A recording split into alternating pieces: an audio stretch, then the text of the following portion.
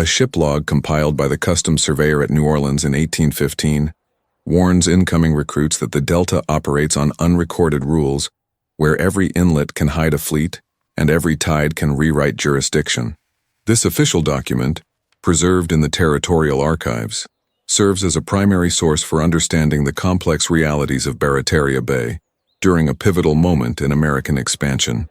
Louisiana after the War of 1812 stands fractured between treaty language and ground truth as the United States struggled to assert control over territory recently acquired through the Louisiana Purchase, while British and Spanish interests still lingered in the Gulf Coast region. Private vessels multiplied along the coast not merely as fishing boats, but as swift schooners and luggers designed for shallow waters, their holds often filled with contraband goods ranging from Caribbean rum and French silks to British munitions and stolen Spanish silver, all moving through customs checkpoints that existed more on paper than in practice. Barataria Bay opens into this confusion like a cracked door left unguarded, with its brackish channels threading through marsh grass that reaches higher than a man on horseback, and mud islands that shift names with each storm, creating a labyrinth where water depths change hourly, and solid ground becomes a matter of interpretation. Spanish salvage rights linger in old charts dating back to the 18th century, while American tariffs sharpened at the passes following the Embargo Act of 1807, and neither flag fully controls the water where smugglers choose their own masters by the hour, flying whatever colors suited their cargo or stripping them entirely to avoid identification. The decade after 1815 belongs to negotiation by keel and ledger, rather than cannon smoke, as merchants in New Orleans counting houses weighed risk against profit, their ledgers showing payments for goods that never officially cleared port, while plantation records indicated sudden influxes of cheap goods that undercut legitimate trade. Creeks named for forgotten landowners like Bayou St. Denis and Bayou Barataria become corridors for schooners flying no colors and luggers that hug the shoreline like alligators waiting for heat to rise from the mud, their crews navigating by the feel of the bottom and the smell of the vegetation, rather than by compass alone. A customs cutter captain reported in 1818 that more than 100 unregistered vessels vanished into the bay between Grande Terre and Grand Isle over a 3-month period and returned marked as fishing boats carrying salt or lumber, or nothing at all, their manifests falsified to show innocent pursuits while their holds bulged with contraband. The quantity of contraband moving past the passes forced colonial administrators to admit that law floats on the tide, rather than the statute book, with estimates suggesting over $500,000 in annual revenue evaded through Barataria alone, a staggering sum in an era when the entire territorial budget rarely exceeded $50,000, and that every raid repelled only taught. New routes through the reeds as pilots shared information in hidden taverns and plantation backrooms. Barataria Bay swallows patrols whole and returns them days later, stripped of authority and dignity, their boats fouled with marsh grass and their crews suffering from fever and despair, while plantation bells toll for profits safely landed in cellars that smell of river water and gun oil, the profits funding expansion of sugar crops that further entrenched the region's dependence on enslaved labor. This place breeds a particular alertness in pilots who learn to read cloud shadows on water as warning flags of approaching squalls and to treat fog as a closing gate rather than a curtain, developing skills passed down through generations of fishermen and smugglers who knew that survival depended on reading the subtle language of wind, water, and wildlife. The record compiled in an analyst explanation prepared in 1815 at the port of New Orleans surveys the living architecture of Barataria Bay and inventories why its mangrove fingers and oyster shell shoals became preferred shelter for illicit trade after the War of 1812. The report opens by fixing coordinates on a named sea, the Gulf of Mexico, and notes that every tide breathes new channels through sedge and clay so that no printed chart survives a single season without correction. Mud islands with names like Batur-au-Boeuf and Grande Terre rise no higher than a deck beam above water and vanish beneath storms as if the delta were editing its own geography. A schooner class known as the Baltimore Clipper dominates the register of vessels seen slipping past the passes, its raked masts carrying canvas that can be doused in minutes, while low hulls slice through shoal water where deeper keels would stick fast. The quantity of pirogues counted along the bayou margins during any given month exceeds 100, each one narrow enough to thread between cypress knees and pilings rotted to the color of weak tea. Crews adopt roles familiar to any river port, Yet here the pilot doubles as scout, the cook as quartermaster, and the able seaman as sentry, rotating duties by the watch, rather than by formal bill of lading. A trial record from the same year preserves testimony that goods changed flags 3 times between the Caribbean and the Mississippi, arriving as Spanish salt, departing as French linen, and resting overnight as unmarked barrels of sugar stacked behind palmetto thatch. The decade after 1815 saw American tariffs climb, while Spanish salvage law lingered like a ghost line in the margin of old deeds, and this mismatch turned the bay into a jurisdictional seam, where every captain could choose which empire to offend. Cypress trunks stand in water so still it reflects sky like black glass, and the air holds the vegetal smell of decay and blossom that rises when heat meets wet earth. Ospreys cry from dead snags while pelicans draft on thermals above passes where water shoals from blue to bone white over shells that grind like teeth beneath a hull. At low tide, the flats reveal fiddler crabs moving in armies across mud that sucks at boots and whispers of wrecks, buried just beneath the surface, their ribs softened by time into the same texture as driftwood.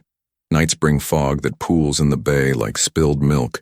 muffling oars and reducing stars to a milky haze that makes latitude a guess rather than a certainty. Captains learn to read cloud shadows on water as if they were signal flags, and to treat the wind not as a direction but as a conversation partner, with its own moods and memory. The swamps offer concealment not only from cutters but from time itself, as moss drips from branches and vines stitch branch to branch in green webs that soften the edges of every path. Between Grande Terre and Grand Isle, the water narrows into a passage called the Barataria Pass, where currents braid and collide, creating standing waves that can hold a small vessel in place against its will, or spin it like a coin across the surface. A customs cutter captain reported in 1818 that more than 100 unregistered craft vanished into this tangle and reappeared weeks later under new registrations or not at all, their crews speaking dialects that shifted as easily as the sand beneath the keel. The governor's report for that year admits that patrols sent into the bay returned with empty holds and fuller ledgers, having accepted bribes measured not in coin but in promises of future silence. Plantations along the Mississippi sent agents who wore linen suits and spoke softly, while their fingers tapped ledgers that recorded losses as taxes and profits as windfalls of luck. Every raid repelled by revenue officers taught new routes through reeds that closed behind the last pirogue like a door, and every map filed in the colonial archive grew older than the ground it claimed to describe. Children born on the islands learned to swim before they learned to walk and to name storms by the cargo they brought, rather than by the saints on the calendar. This environment bred a kingdom not of stone, but of contingency, where loyalty was measured by the share, and the share was measured by the risk. The analyst concludes that the bay's advantages lay not in defiance, but in design, in a landscape that refused to be reduced to lines on a page and offered instead a grammar of escape, written in tide and tree. A trial record preserved in the archives of the Orleans Parish Criminal Court, dated 1816, details testimony against Jean Lafitte captured during a revenue cutter raid on Grande Terre, and provides the clearest contemporary account of his brother Joan's operational methods within the Barataria community. The document opens by fixing the proceeding within a named legal institution, the Criminal Court of the Territory of Orleans, and notes that the accused stood charged not with piracy per se, but with violating the Embargo Act of 1807 by landing British goods without paying duties. Witnesses consistently described Jean Lafitte not as a freebooter commanding ships on the high seas, but as a shore-based facilitator whose influence flowed through the marsh like tide through a creek. The record establishes his primary anchorage as the sheltered waters off Grande Terre, where vessels of the Baltimore Clipper class could ride out storms while transferring cargo to shallow draft pirogues for final distribution inland. Crew roles within his network blurred traditional lines, with the quartermaster often doubling as treasurer and the sailing master serving as chief negotiator with Spanish officials at Pensacola. The quantity of contraband moving through his hands during peak years impressed even hostile observers, with customs agents estimating upwards of 1,500 barrels of tobacco and silk, changing hands monthly during 1813 alone. A specific named event cited in the testimony describes the landing of a prize brig originally registered in Liverpool that had been retaken by its crew after a mutiny and brought to Barataria for reprovisioning before being sent onward to New Orleans under American papers, a transaction Lafitte oversaw from his compound on the island, where live oaks grew thick enough to hide a schooner from Casuay. Elview. The trial record reveals that his rule operated less through overt command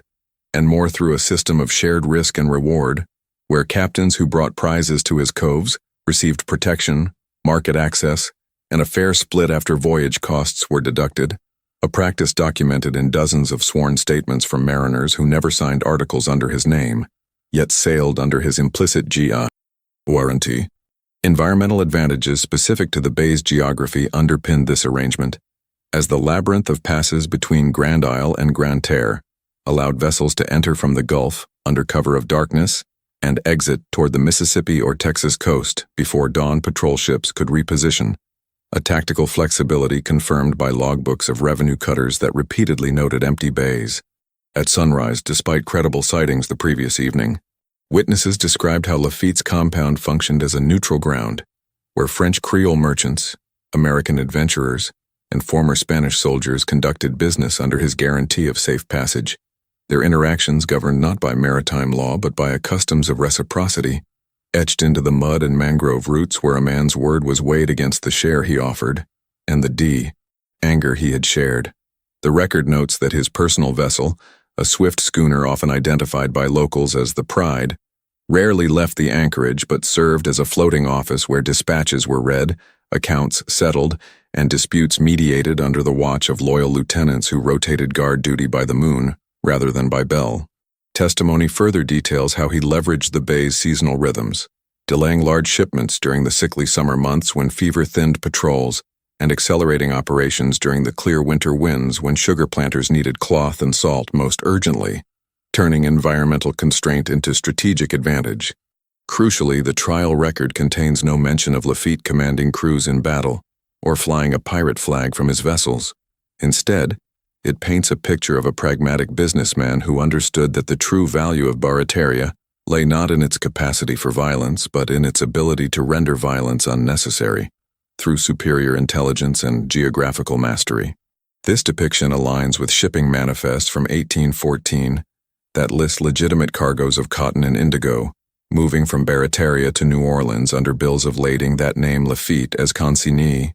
blurring the line between illicit trade and legitimate commerce in a way that frustrated prosecutors who struggled to fit his operations into existing legal categories. The testimony concludes with observers noting that even those who profited most from his network spoke of him with a mixture of respect and wariness, acknowledging that his power derived not from the number of men he could muster, but from the certainty that crossing him meant losing access to the only safe harbor between the Sabine and the Mississippi, where a captain could repair his hull, sell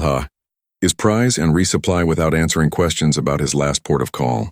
This trial record from 1816 thus anchors Jean Lafitte's rule not in romantic adventure, but in the tangible reality of marshland logistics, legal ambiguity, and the quiet economics of a community that chose profit over allegiance to distant crowns while the water rose and fell around them like a breath held too long. An ethnographer's field notes compiled in the year 1935 for the Louisiana Historical Society trace how the Barataria pirate kingdom sedimented into regional folklore and physical infrastructure long after its political dissolution. The document opens by citing a specific source type, oral histories collected from elderly residents on Grand Isle, and notes that the phrase Lafitte's treasure entered local lexicon not as a singular hoard, but as a generic term for any buried cache whose origin had been deliberately obscured. A named event, the Great Mississippi Flood of 1827, physically erased several of the former pirate island settlements, yet the water routes they pioneered remained vital for transporting timber and cotton during that crisis, proving the endurance of their geographical knowledge over their political project. The quantity of former pirate crew members who assimilated into legitimate maritime trades impressed census takers in the 1830s, with over 200 men listed as pilots, shipwrights, or rivermen along the lower Mississippi,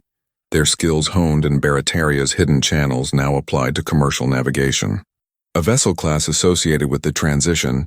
the shallow draft schooner Magnolia, built in 1831 at a shipyard on Bayou Barataria, directly copied the hull design of captured Lafitte-era smuggling boats, its lines optimized for carrying sugar cane and lumber through the same passes once used for contraband.